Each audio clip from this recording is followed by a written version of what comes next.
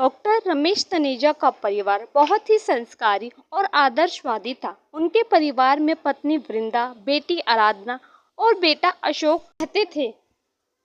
तनेजा परिवार के संस्कारों की चर्चे दूर दूर तक थे। एक दिन वृंदा की पड़ोसन गुड्डी घर आती है। वृंदा बहन, अरे ओ वृंदा बहन, कहाँ हो, बाहर आओ। वृंदा बाहर आती है। अरे गुड्डी बहन किचन में थी, किचन में थोड़ा काम था, वही निपटा रही थी। बोलो कैसे आने हुआ? ये लो मिठाई खाओ। ये मिठाई किस खुशी में? अरे मेरी बहू गर्भवती है, जल्दी मैं दादी बनने वाली हूँ और मैं इसी खुशी में मिठाइयाँ बांट रही हूँ।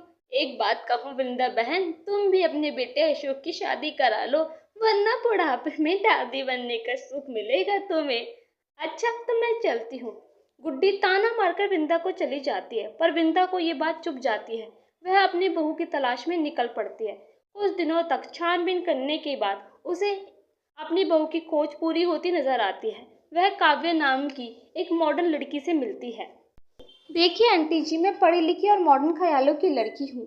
अरे हाँ बेटा, तो मैं भी यही चाहती हूँ कि मेरी घर की बहू अपनी जिंदगी आज़ाद तरीके से जिए, किसी भी बंदिश में ना रहे। वृंदा की सोच से काव्या बहुत खुश होती है। वह तुरंत शादी के लिए हाँ कर देती है। कुछ दिनों में काव्या और अशोक की शादी हो जाती है। शादी होने के बाद कुछ ही दिनों में काव्या घर की हर छोटी बड़ी जिम्मेदारी अच्छे से निभाने लगती है।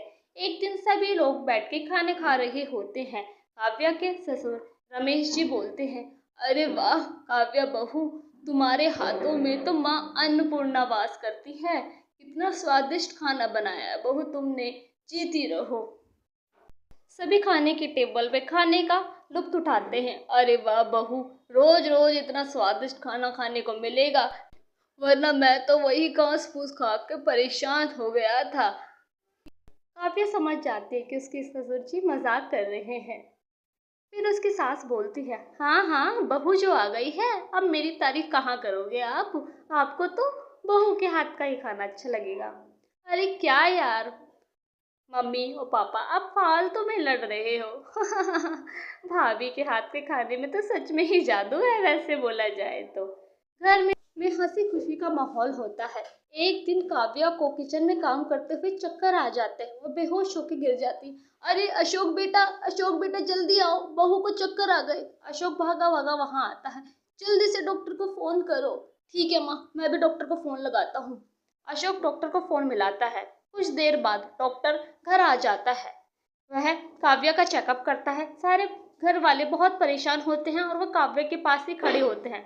डॉक्टर बोलता है, डॉक्टर जी बताइए तो आखिर बहू को क्या हुआ है? कोई घबराने वाली बात तो नहीं है? नहीं, घबराने वाली कोई बात नहीं है, आपकी बहू प्रेग्नेंट है। डॉक्टर ये बोल के वहां से चला जाता है।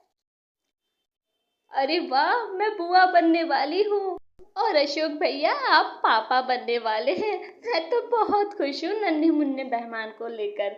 हाँ हाँ प्यारी बुआ जी, तुम्हें बधाई हो। अरे वाह बहू, अब तो मैं दादा बनूंगा, जल्दी से बस वो मेहमान आ जाए। हाँ बहू, तुमने मुझे इतनी बड़ी खुशी दे दी, मैं दादी बनने वाली हूँ। बोल मेरी बेटी, तुझे क्या चाहिए? तुमने मुझे बहुत बड़ी खुशी दी है, बोल बिटिया। अरे ये क्या बात कर रहे हो माँ जी आप? मैं 9 महीने तक इस बच्चे को अपनी गोद में टांग कर नहीं रख सकती, मुझे इतनी जल्दी बच्चा नहीं चाहिए। अरे बहू कैसी बात कर रहे हो? तुम्हें पता है बच्चे के लिए कैसे तरसते हैं लोग। हाँ बहू, ये तुम गलत बात कर रही हो। पर काव्या बहुत गुस्से में होती है। वह अभी बच्चा नहीं चाहती। रमेश जी उसे बहुत समझाते हैं। बहू, मैं दादा बनना चाहता हूँ, इस घर में बच्चे की किलकारियाँ सुनना चाहता हूँ। अशोक भी बोलता है, तुम्हें पता है बच्चे के लिए लोग कितनी मन्नतें मांगते हैं। भगवान ने हमें ये खुशी दी है, तो इसे तुम यूँ छीनो मत काव्या, समझा करो। पर काव्या उनकी एक बात नहीं सुनती। वह बहुत परेशान होती है अपनी प्रेगनेंसी की खबर सुनकर। एक दिन उसकी सास वृंदा किचन में खाना बना रही होती है। काव्या को ना चाहते हुए भी इस बच्चे को अपने पास रखना पड़ता है। लो बहू अपना खाना, टाइम से खाना खाओ, आराम करो, तुम्हें कोई काम करने की कोई ज़रूरत नहीं है। तुम्हारा जो मन हो वो मुझे बता देना, ठीक है बहू? क्या ये माँ जी भी मुझे हमेशा ही बेड पे रहने के लिए बोल रही है। अरे बहू, कहाँ खो गई? आराम से नाश्ता करो, मैं बाकी के काम निपटा लेती हूँ। ठीक है बहू। फिर काव्या सोच में पड़ती है कि कहाँ मैं बोर हो रही हूँ यहाँ बैठी बैठी, और माँ जी मुझे बस कुछ काम ही नहीं करने दे रही है। फिर उसकी सास चली जाती है और काव्या सो जाती है। उसकी सास वृंदा और ननद सारा काम संभाल लेती है। यहाँ पे पिताजी और उसका पति अशोक भी उसकी हर फरमाइश पूरी करता है। एक दिन अशोक काव्या के रूम में सारे बच्चों की फोटो लगा देते। अरे अशोक, ये क्या कर रहे हो तुम? अरे मैंने सुना है कि माँ जिस तरह की तस्वीरें देखती है बच्चा भी वैसा ही होता है। अरे क्या बेवकूफ़ी की बातें कर रहे हो, बच्चा तो माँ बाप की शक्ल पे ही जाता है ना। फिर यहाँ उसकी ननद भी आ जाती है। भाभी देखो, मैं होने वाले बच्चों के लिए खिलौने लेकर आई हूँ, कैसे लग रहे हैं आपको? अरे अरे आराधना, अभी से इन सब की क्या जरूरत है? पहले बच्चे को दुनिया में आ तो जाने दो। ऐसे ऐसे धीरे धीरे महीनों बीतने लगते हैं और काव्या भी अपने बच्चे से जुड़ाव महसूस करने लगती है। उसे भी अच्छा लगने लगता है कि उसकी कोख में एक नन्ही सी जान है। एक दिन पूरी फैमिली कॉमेडी शो देख रहे होते हैं। बच्चा पेट में किक करता है। काव्या चिल्लाती है, ओए माँ! अरे क्या हुआ काव्या? बच्चे ने पेट में लात मारी है। अरे भाभी, बच्चे को भी ये कॉमेडी शो बहुत पसंद आ रहा है लग रहा है। फिर सारे मिलके बहुत हंसने लगते हैं।